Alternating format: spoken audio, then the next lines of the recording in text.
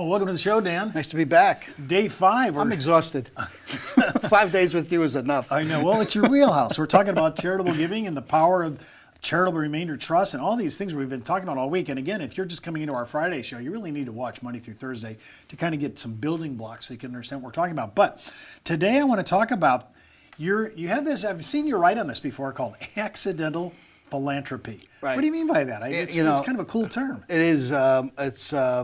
In the words of Rocky Balboa, I invented that. The accidental philanthropist. Well, let me back up and say what a philanthropist is. Everybody knows what a philanthropist is, right? You see their names on the side of buildings. You see, you go to a hospital, they're in the wing, the guy, the girl that writes the big check, goes to the college or university, the hospital. They are carried around on people's shoulders. They love the philanthropist. They get all kinds of awards and accolades. But what people don't realize is we're all philanthropists. We're the accidental kind. And an accidental philanthropist is a guy or a girl who lets Congress give their money away for them. They're called taxpayers. And so when I write a check for my income tax or my capital gains tax or my tax on dividend income, and I'm giving that money to Congress, and in their wisdom, I'm letting them give my money away to the organizations that they want to give it to. I'm a philanthropist just like the other person is, but I'm the accidental kind of. You know what I get because I'm an accidental philanthropist? Nothing. I don't get any accolades. Nobody knows what I did. I just get asked for more money through more kinds of taxation. So I try to teach people that we need to change accidental philanthropy to actionable or active philanthropy.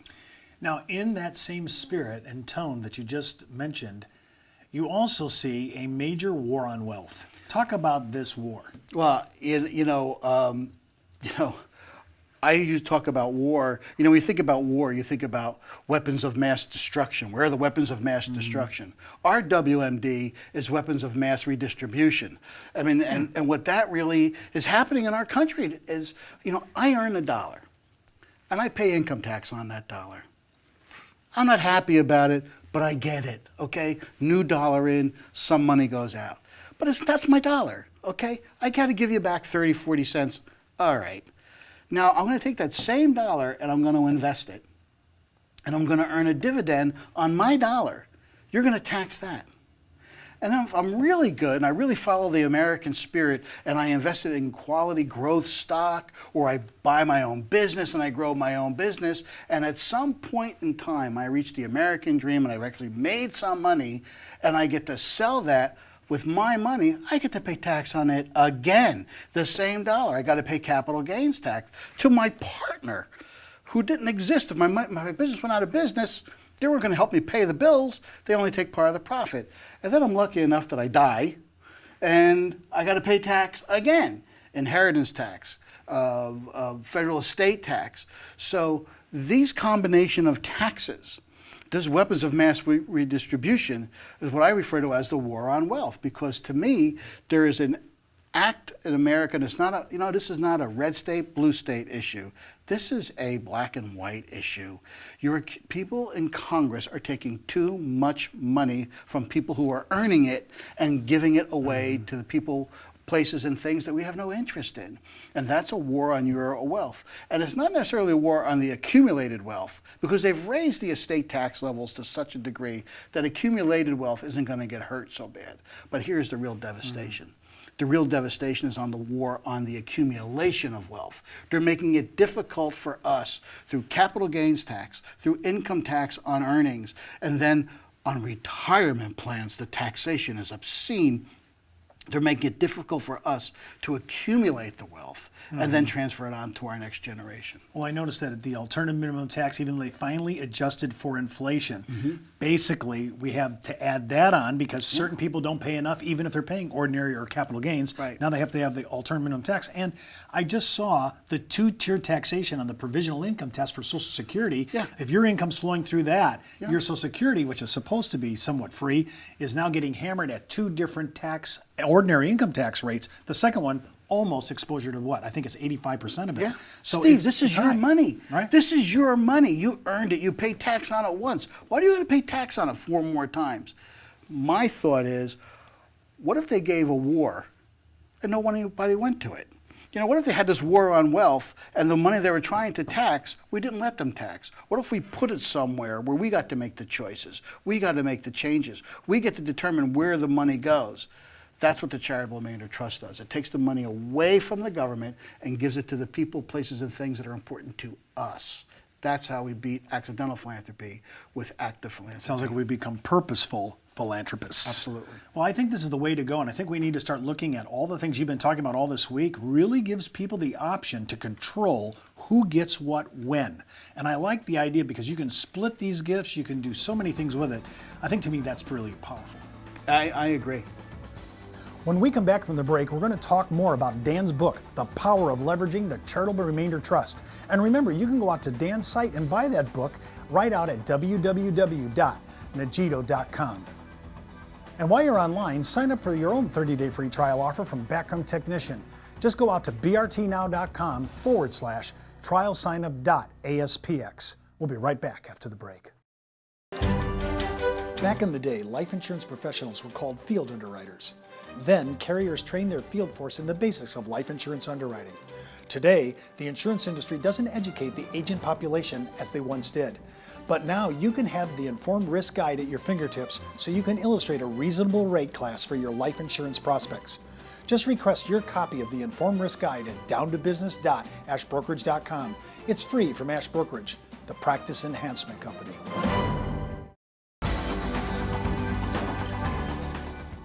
Well, welcome back, everyone. I'm Steve Savant with Dan Najito, and remember, you can watch all our episodes of Let's Get Down to Business and my weekly consumer show, Steve Savant's Money, the name of the game, at ashbrokerage.com. Just click on the show logo right on the homepage. And just a heads up, before moving forward with any of the ideas you hear on our show, always consult your tax advisor, your legal counsel, as well as your broker-dealer compliance officer. Well, let's get down to business. We're talking about Dan's book, The Power of Leveraging the Charitable Remainder Trust. Well, we're talking with Dan Najito and his book that's out there, The Power of Leveraging the Charitable Remainder Trust. And I want to talk a little about this. You can go right out to his site, and we've been talking about this in all our commercials. You can see the book for sale. And if you think, Steve, I'm interested as an advisor to dip my toe into this, we do partnerships with Dan's organization. He has helped so many of our advisors because this is all he does. This is his forte, his expertise. This book, I thought it was going to be a difficult read. I'm just being honest. It was nowhere near as hard. It was easy. It mapped it out. If you say, Steve, I want this, just hop out to a site, www.najito.com. It's at the bottom of your film here in our lower third. And you can go ahead and order the book, and we'd be happy to make sure you get it, because I think this is really important, especially if you're going to do it. But Dan, I really like this book. I'm a funny guy. There's a lot of funny stuff in here. There was. In fact, actually, now that I met you, the first time I interviewed you about a month or two back, I read this, and I was having a couple of chuckles in here. Well, people tell me I write like I talk, which I don't know if that's good or not, but it is what it is. Well, I think, when you're coming from a background of people that you deal with, you're dealing with people all the time. People are wanting to give. You're dealing with givers. You're dealing with people who are benevolent. This country is the most benevolent country in the world. Absolutely. Nobody outgives the U.S. Nobody outgives, as a people group, the American people. That's exactly right. Think about that. Our first segment we talked about today was about taxation. Think about the idea of, even though we're taxed and this redistribution of wealth, as you talked about, we're still also the most giving people. We lead the world in giving. And all I'm trying to do here is show people who are prone to giving anyway. Hey, let me just tell you something. None of this stuff works if you don't have it in your heart to give. Because this is not a pure tax play. You can do better on taxes if you do something more sophisticated, way beyond what I'm capable of talking about. Mm-hmm. This only works for the people who have it in their heart to give. But think of those people that are out there. They sit on boards of organizations. Their kids participate. They go to church. They have a college where they got an education. There's so many reasons to give. You don't need to focus on folks who just want to have a tax deduction, because that's not where it's at.